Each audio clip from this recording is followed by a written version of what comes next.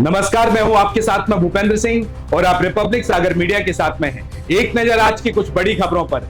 मध्य प्रदेश के पन्ना में रेत माफिया के खिलाफ प्रशासन ने बड़ी कार्रवाई की है, लेकिन माफिया के लोग जब्त किए गए कई वाहन को छुड़ा ले गए। जिले में कैन नदी के पानी के बहाव को रोककर नदी में अवैध तरीके से अस्थायी पुल बनाकर खनन किया जा रहा है। तो वहीं पन्ना में रेत के घाटों के ठेके इसी साल हुए हैं, लेकिन लिया किसी ने नहीं। तो वहीं नदी की दूसरी ओर छतरपुर में ठेका एक कंपनी के नाम पर है और यहीं से दबंग नदी को पार कर पन्ना की सीमा में घुसकर अवैध खनन करते हैं। तो वहीं मध्य प्रदेश के शिवपुरी में कोलारस थाना क्षेत्र में गुना शिवपुरी 4 लाइन हाईवे पर एक यात्री बस में भीषण आग लग गई।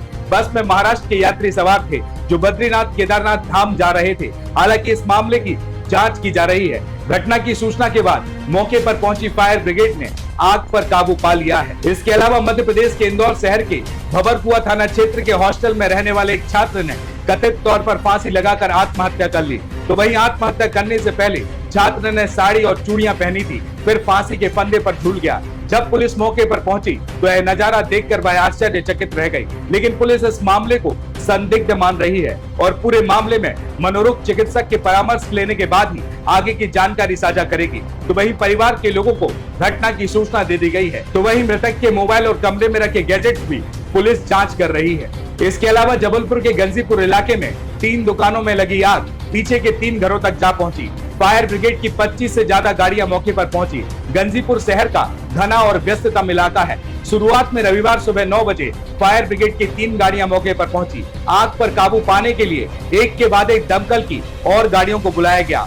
तो वहीं 6 घंटे से ज्यादा हो गए और आग पर अभी तक पूरी तरीके से काबू नहीं पाया गया था। तो वहीं इंदौर की एक कॉलेज की छात्रा ने अपने स्कूली दोस्त के खिलाफ में बलात्कार का केस दर्ज कराया है। आरोपी 7 साल से छात्रा को शादी का झांसा देकर संबंध बना रहा था। जॉब के नाम पर शादी से इनकार भी कर रहा था। बाद में छात्रा को पता चला कि उसकी दूसरी गर्लफ्रेंड भी है। इसके बाद उसने रेप का केस दर्ज करा दिया। तो वहीं सागर में गड़ाकुटा थाना क्षेत्र के ग्राम चुल्ला में एक नवविवाहिता ने जहरीला पदार्थ खा लिया, जिसे अस्पताल में भर्ती कराया गया है। अस्पताल में उपचार के दौरान महिला की मौत भी हो गई है। सूचना पर पुलिस मौके पर पहुंची और सबका पंचनामा बनाया गया है। मामले में पुलिस ने मर्ग कायम कर जांच में लिया है। तो वहीं सागर की बहेरिया थाना पुलिस ने कार्रवाई करते हुए शराब से भरे एक पिकअप को पकड़ा है। वाहन से 239 पेटियां पकड़ी गई हैं, जिनकी कीमत 9,56,000 रुपए बताई जा रही है। वहीं आरोपी मौके से भाग निकले। मामले में पुलिस प्रकरण दर्ज कर जांच कर रही है। तो वहीं सागर में मोतीनगर थाना क्षेत्र के ग्राम बरखेड़ी के पास देर रात खड़ी ट्राली में कार अनियंत्रित होकर घुस गई।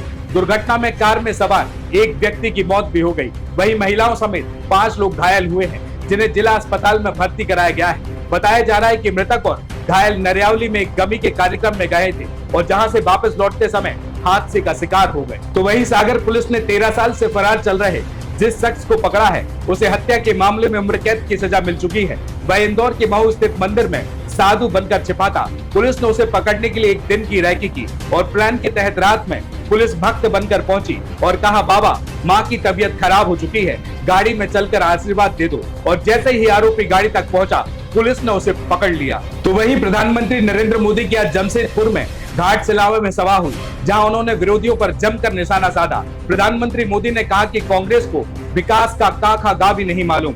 झारखंड राज्य इतना अमीर है, लेकिन यहाँ के लोग गरीब हैं। कांग्रेस, जेएमएम, राजद ने झारखंड को लूट का अड्डा बना रखा है। प्रदेश के नाम से नोटों का पहाड़ याद आता है। तो वहीं मोदी ने हेमंत सोरेन का नाम लिए बिना कहा कि यहाँ तो लूट ऐसी है कि इन लोगों ने सेना की जमीन तक नहीं छोड़ी। सोच लीजिए कि चोरी की कैसी आदत लगी है। वहीं राहुल गांधी का नाम लिए बिना कहा कि शहजादे की भाषा माओवादी जैसी है, वो उद्योग और निवेश का विरोध करते हैं। कांग्रेस भ्रष्टाचार की जननी है। जेएमएम कांग्रेस ने न केवल अपनी तिजोरी भरी है, कांग्रेस से देश के संविधान को खतरा भी है। ओबीसी पिछड़ों के आरक्षण को ये छीनना भी चाहते हैं। तो वहीं जम्मू कश्मीर में शनिवार की रात 1 घंटे के भीतर 2 जगह आतंकी हमले हुए। पहली घटना अनंतनाग के पहलगांव के पास एक ओपन टूरिस्ट कैंप की है, जहां आतंकियों ने एक टूरिस्ट कपल को गोली मार दी। कपल राजस्थान के जयपुर के रहने वाले हैं। पति पत्नी रिसोर्ट में रुके हुए थे। महिला का नाम फराह और पति का नाम तबरेज है। पति को सिर में गोली लगी है, उसकी हालत नाजुक बताई जा रही है। वहीं पत्नी फराह के सीने और कंधे पर चोट आई है और उसकी हालत भी स्थिर बताई जा रही है। कपल को घटना के बाद नजदीकी अस्पताल में भर्ती कराया गया था।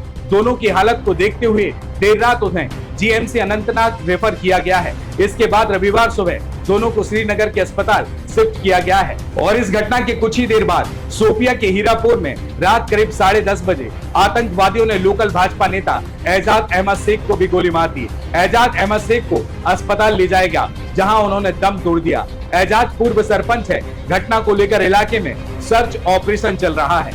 तो वहीं एयर इंडिया एक्सप्रेस की बेंगलुरु से कोची जा रही फ्लाइट 111132 के इंजन में शनिवार देर रात अचानक आग लग गई। इसके बाद फ्लाइट की बेंगलुरु एयरपोर्ट पर इमरजेंसी लैंडिंग करनी पड़ी। सभी 179 पैसेंजर और 6 क्रू मेंबर्स को सुरक्षित बाहर निकाल लिया गया है। तो वहीं आगरा में 3 जूता कारोबारियों के यहाँ इनकम टैक्स की टीम ने छापा मारा है। एक कारोबारी के घर से 60 करोड़ रुपए के नोट बरामद हुए हैं। यह नोट बेड, गद्दों और अलमारी में छुपा कर रखे गए थे।